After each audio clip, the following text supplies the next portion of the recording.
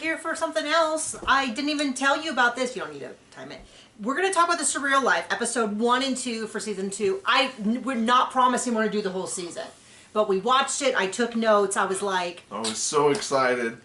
John, I was like, John, do you want to watch the Surreal Life? I'm thinking my recap. And he's like, yeah, absolutely. And I was like, oh, that's weird. That's a weird response for John. And I was like getting it started, and it like was playing the show from before it, and you're like, I think you have the wrong thing playing, and I'm like, no. And then I was like, wait a second, are you thinking of Surreal Estate?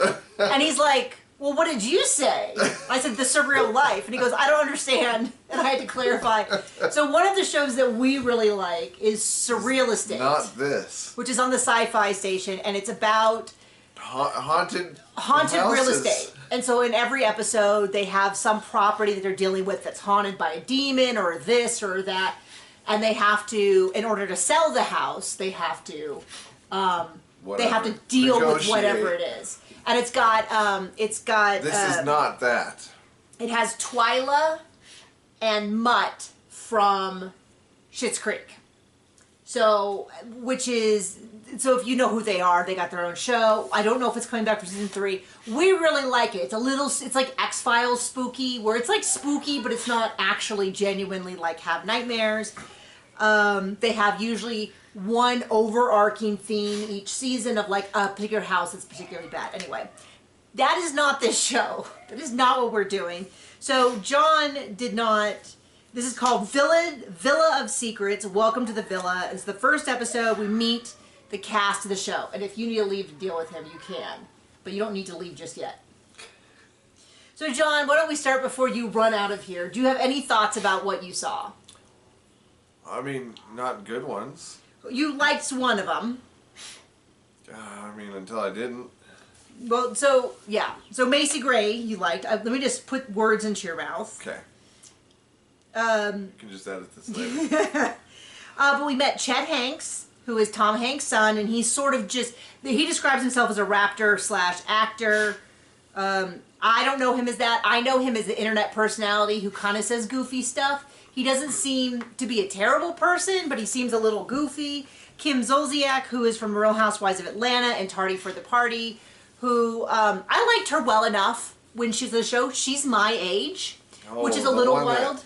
Looks pretty good for mid-60s. Yeah, I mean, the problem is once you have a lot of work done, it's like you skew older because you look like someone who's older who's had work to look younger, and instead of just looking your age. So I found her far more likable on this show than I have on The Real Housewives of Atlanta. Johnny Weir, who's a figure skater who I kind of enjoy. I'm surprised at how passive he is in this show. Like, he's sort of a commentator rather than an actual... very quickly the show sort of slipped into like main characters, supporting characters, and people I forgot were there. So I'll get to all that. Macy Gray, singer... describes herself as a singer-actor. It's kind of funny when they say singer-actor because you tend to really know them as one, and you kind of, for the other one, you go, what? They are? I like her. She seems really cool. I only know her from the one song, Walk Away and I Stumble, you know, all that, which I had to look up to remember the words to because I just had it roughly playing in the back of my ear. Tyler Posey, who I'm not familiar with, he seems like he's probably he was in a werewolf on like a VH1 or MTV show or something like that. I wasn't familiar with him at all. OT, who's a rapper who I'm also not familiar with. Allie Brooke, who was in a girl group who I'm also not familiar with. Wow. And then Josie Canseco, who I know for her dad, Jose Canseco, who was on The Surreal Life before, and I watched that season and I remember nothing else about him, but who's an influencer model. They all seem nice. It's interesting. I do appreciate that they kind of came in with an attitude of like everyone is so much more low-key. And I'll get into what I mean when we get into like the one drama that happened in this episode and how different it would be if this had been Real Housewives of Atlanta. So Johnny Weir immediately comes in. He's like, he comes in with Kim and they're like, we're going to be best friends. She's a gay icon. They take the biggest room. They actually kick Chet out. He's pretty chill about it. Chet immediately clocks Kim's boobs and is like, A+.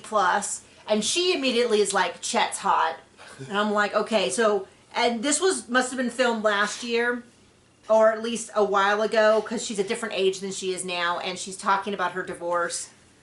And if you don't know, I think they're still on again, off again divorce. She's like, we're still sleeping together, so he's not going to get this divorce decree, whatever. I don't know if that matters. Never been divorced, I don't know. Kim brings a whole suitcase of wine, which I'm like... But they definitely picture, Johnny and Kim definitely seem to be treating and talking as though everyone's going to be like, wow, they're the coolest. They brought wine. They brought this. Quite a few of the people in the house are sober, which I always love to see represented. We find out a lot about Macy Gray. She is constipated because she's been taking semaglutide, often called Wegovy or Ozempic. Everyone calls it Ozempic, but... that is really a trade name specifically for people with diabetes. Wegovy is the one for losing weight. Semaglutide is the generic sort of name, but she's taking that and she's backed up. They talk about a sex act that I will not be describing because... Jeez, there's a lot of that. There's a lot going on. Chet has a barber, not his barber, because they're in Colombia.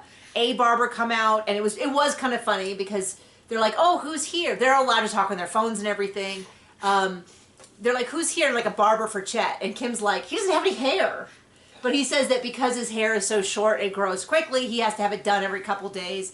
But you absolutely see the two of them like circling each other, you know. And we see it in the preview for episode 3.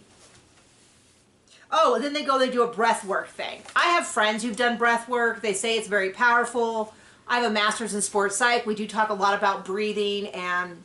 Probably different helps things. to do it with like people that aren't clowns. Well, it was a little... I have not personally done the breath work, and it does seem that there's science and there's some pseudoscience, and I don't know where this landed. And then there's acting, and there was lots of that. There was a lot of energy in that room, and of course they're all mic'd, so it's hard to tell, are they really breathing that hard, or are they blowing across the mic and it sounds, like, is it like, or is it like... which is what it sounded like on camera. There was a competition. There was a lot going on. And so they do the holotropic breathing session. I said Chet and Tyler sound like they're in labor. Everybody says it was pretty cool. It changed how their body felt around them. It did sound interesting. I'm usually open to anything. I mean, within reason. Come on. But it was sort of interesting. There's a whole protein shake discussion with Kim and Chet. Croy filed a motion. Croy is Kim's husband. Filed a motion to sell the house while she's out of the country. Macy, they have an assignment to go out and play games. And at some point they start playing Uno. And then there's a very odd turn. This is what... very quickly deteriorate. So, do you want to describe what happened? Macy and Tyler. Is it, I mean, what do we call the... Anyway, the voice asks them to talk about their childhood. Sloan is the name for their AI voice, which is, I just feel like it's their way of not having to hire a host. Right. So Sloan texts them all and says, talk about your childhood. Yeah. So one of them starts doing that. Tyler. And then Macy just goes off. She's just like, I don't want to hear it. Are we going to play this game or not? What is going on? And then Tyler's a little bit like, you know, every time he tries to share, she kind of does that. She really is kind of blocking him down. They made a really big deal out of the fact that he's like, hey, you know, like, I brought you soup. And she's like, you didn't make the soup. But I think he was just like, hey, like, we've been getting along. Like, where'd this energy come from all of a sudden? And then they kind of have this tiff, which to me seemed really out of nowhere. And I was a little confused by Macy's energy because she'd been super cool the whole time. I'm wondering, well, my opinion is as soon as they started talking about it, triggered her. She didn't want to talk about her own childhood, so she was like, let's just play the game. Let's just play the game. Well, then Chet goes in and talks about how he had one of those, like, outward bound, that's not quite the way to describe it. You get to go to one of those camps where they, like, pick you up and they take you out there. This would have been, Yeah, this would have been like 15, 20 years ago, I believe. So now we have a lot more awareness of how dangerous some of those programs are. I had a friend I knew who went to one. Was not a great particular experience. Many people might be familiar with Paris Hilton talking about it, how she was like sexually assaulted at one of them. She was abused at them. It's kind of coming out that they're not the best.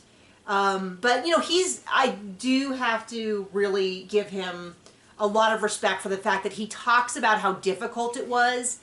Very realistically to what I have heard is you know, very typical of these situations, but he also understands and is very kind in his experience of saying that it was wrong, but his parents didn't know any better at the time, and that he's since talked it through with him, and he doesn't seem to hold any resentment over them for having made that choice, which I think many people would, while also acknowledging it wasn't great. And he says, you know, I was really wild and kind of out of control. So anyway, I'm just leaving it there. Hopefully no one in the comments has any experience with that to where they would want to share that. But it was a very odd situation. Kim's like, Chet is hot. End of the first episode. John fell asleep on the couch for like 3 hours while I watched the second episode. So John has no memory of the second episode. There was a second? There was a second. It was an hour 45, that first. It was technically 2 episodes. It's no Surreal estate. So this is where we get into like where I'm shocked, because that little tiff between Macy and Tyler would have been a 3-arc season on Real Housewives of Atlanta. But instead, almost immediately, I think like within hours, Chet is sitting down with Macy and is like, just gotta squash this. It's just not a big deal. You just gotta be like, hey, this is no big deal. Kim's saying the same thing. Everyone's kind of like, just squash it. It's not a big deal. And they do. They sit down, they have a discussion. I don't think they fully, like, I was cringing a little bit because I was like, drop it. Just drop that part. Like, just be like, okay, clearly you weren't there for that conversation. I'm sorry. And then the other one be like, hey, you know what? I was in my own feelings. I didn't mean to make you feel bad. Like, drop it. Because they got caught up in the soup thing. About him bringing the soup, and he's trying to explain that he just meant like, hey, I'm a good guy. And she's like, bringing soup isn't that big of a deal. And I was like, it's not about the soup. So the soup is so secondary. Just be like, you know, I was trying to make a point with the soup. I clearly didn't land. I'm sorry. He does a pretty good job. She does a pretty good job. They seem to more or less squash it. I was impressed. That's one of the things I'm over with the Housewives is these story arcs that go on for season and season and season. Whereas in the early seasons, something would be like 3 episodes and then they would move on. And then they'd have something else, and the sides were always changing, and it'd be like, they'd make fun of this person for this thing, like for their fashion show, then the next thing was and like, instead it's like these long story arcs with no payoff, because there isn't any. Because it's like, I'm sitting here with like real life problems, so I could only have a limited attention span for like, you didn't seat me in the right place at this event. Like, you get 2 or 3 episodes out of this for me. Definitely by the end of the season we're done. So I appreciated that we just moved on.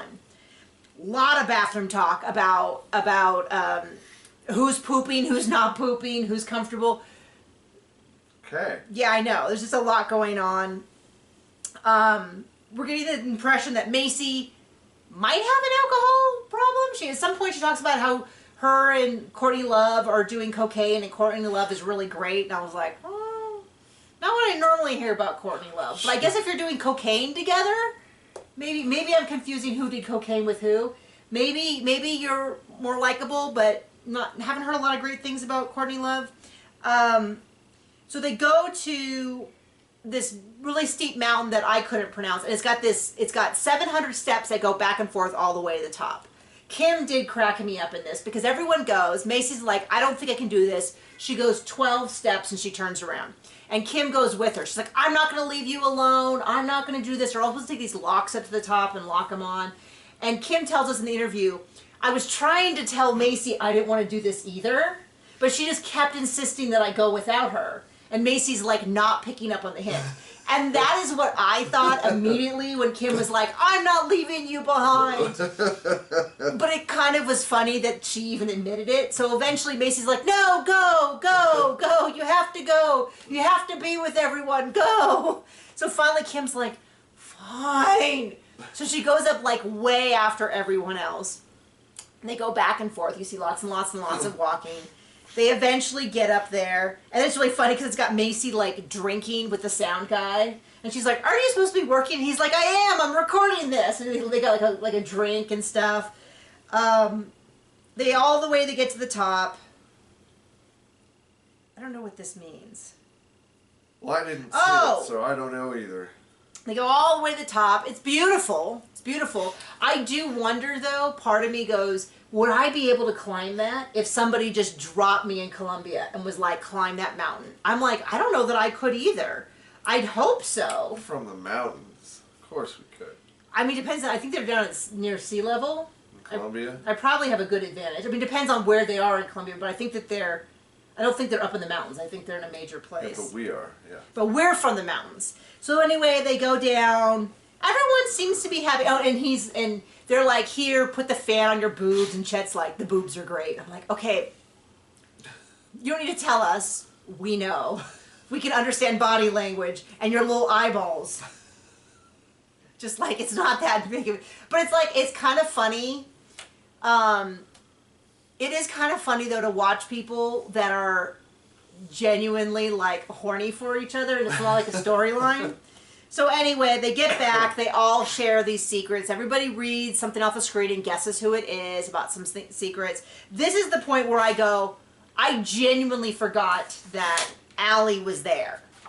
I was like, when they said, oh, it's Allie, and then they showed her, I was like, who is this woman? Because I had forgotten. Now, maybe that's probably because she's one of the people I hadn't heard of.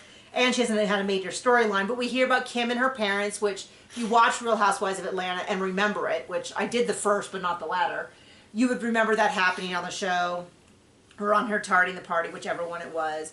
We hear about drugs with Tyler, trying to fit in with friends, Allie and her mom, because her mom had severe scoliosis, Chet, and that's when we hear about his outdoor experience in southern Utah. We hear from, let's see, I think it was OT and growing up in gang areas, lots of stuff. I didn't write them all down because John was snoring so loudly I couldn't hear anything. But my impression is no one is watching this show.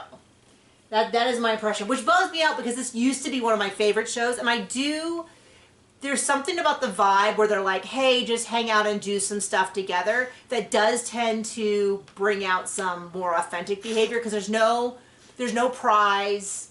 You don't get like, it's not like Traitors or any of the shows where they're trying to like maneuver or put on an act. But I don't think anyone's watching it because I did a video on it for TikTok and no one watched it. He's calling for you. So like I said, I don't know that I'm going to keep doing these, but I thought, hey, we watched it. I'd love to talk to someone about the show. So if anybody watched it, please like chat with me about this. But I don't think anybody is. I don't think anybody's watching Forbidden Love. I don't think anyone's watching this. So anyway, let me know. And obviously this is like a week late. I'm just going to put up, if I continue to do it, we're going to do it when it's convenient for us rather than on a schedule. So I'm really not selling this here. But anyway, I hope you join me. Bye.